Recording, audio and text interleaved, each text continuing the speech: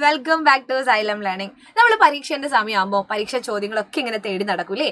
പരീക്ഷ ചോദ്യങ്ങളൊക്കെ നമ്മുടെ കയ്യിൽ ഭദ്രമായിട്ടുണ്ട്. പരീക്ഷ ഏതും ആയിക്കോട്ടെ, മിക്ക പരീക്ഷയിലും കാണുന്ന ഒരു ചോദ്യമാണ് പോസ്റ്റർ തയ്യാറാക്കുക എന്നത്.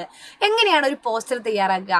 ഇപ്പോൾ കാർഡിന്റെ പ്രാധാന്യത്തെക്കുറിച്ച് നിങ്ങളോട് ഒരു പോസ്റ്റർ തയ്യാറാക്കുക പറയുകയാണെങ്കിൽ നിങ്ങൾ എന്താണ് അതിൽ എഴുതേണ്ടത്? നിങ്ങൾക്ക് അടിപൊളിയായിട്ട് ചിത്രം വരയ്ക്കുന്നവരാണെങ്കിൽ നിങ്ങൾ എന്ത് ചെയ്യുക, നല്ലൊരു കാർഡിന്റെ ഒരു നല്ലൊരു ചിത്രമൊക്കെ വരയ്ക്കുക. കാർഡ് എന്ന് കാണിക്കുന്ന തരത്തിലുള്ള ചിത്രം.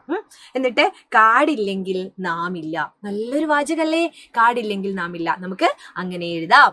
പിന്നെ ഇനി വേറൊരു ഉദാഹരണം, പരിസര മലിനീകരണം, പൊതുമാലിന്യങ്ങൾ അല്ലേ, അതൊന്നും പുറത്ത് നമ്മൾ നിക്ഷേപിക്കരുത് എന്നറിയാം. അതിനെതിരെ നമ്മൾ എന്ത് ചെയ്യണം? ബോധവൽക്കരിക്കുന്ന രീതിയിൽ ഒരു പോസ്റ്റർ വെക്കുകയാണ്, അല്ലെങ്കിൽ ഒരു ബോർഡ് സ്ഥാപിക്കുകയാണ്. അത് നിങ്ങൾ എങ്ങനെയാണ് എഴുതേണ്ടത് എന്നാണ്. ഇത് നോക്കൂ, ഈ പ്ലാസ്റ്റിക്കിന്റെ ഒക്കെ ഇങ്ങനെയൊക്കെ ചിത്രമൊക്കെ ഇത് ടീച്ചർ എടുത്തതാണ്. പക്ഷെ നിങ്ങൾക്ക് വരയ്ക്കാനൊക്കെ അറിയെങ്കിൽ പരീക്ഷയ്ക്ക് അവിടെയൊക്കെ ഇത് വെക്കുക. അതുപോലെ കൊതുകിന്റെ ഒക്കെ ഒരു ചിത്രം വേണമെങ്കിൽ വരച്ചു കൊടുക്കുക. എന്നിട്ട് ആരോഗ്യം, സമ്പത്ത്, ശുചിത്വം പാലിക്കൂ, രോഗങ്ങൾ അകറ്റൂ. ഇങ്ങനെയൊക്കെ എഴുതി കഴിഞ്ഞാൽ ഒരു പോസ്റ്ററിലെ വാചകങ്ങളായി. ഇപ്പൊ ബോർഡ് സ്ഥാപിക്കാനാണെങ്കിലും ഇത് മതി. ഏത് തരത്തിലും, ഇപ്പം കാടിനെ കുറിച്ച്, കാടിന്റെ പ്രാധാന്യത്തെ കുറിച്ചായാലും പരിസരത്തെ നമ്മൾ സംരക്ഷിക്കേണ്ടതായാലും ഇങ്ങനെ നിങ്ങൾക്ക് എന്ത് എഴുതാം?